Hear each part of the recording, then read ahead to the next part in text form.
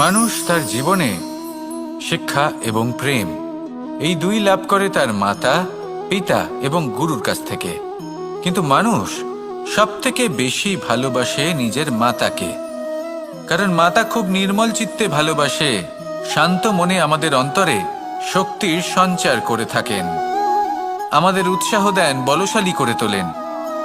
ব্যাপারটা কিন্তু এমন নয় যে আমরা নিজেদের বাবা বা গুরুকে ভালোবাসি না, তাদেরকেও আমরা অত্যন্ত ভালোবাসি, শুধু ওনাদের কঠোর ব্যবহার দেখলে আমরা একটু ভয় পেয়ে যাই।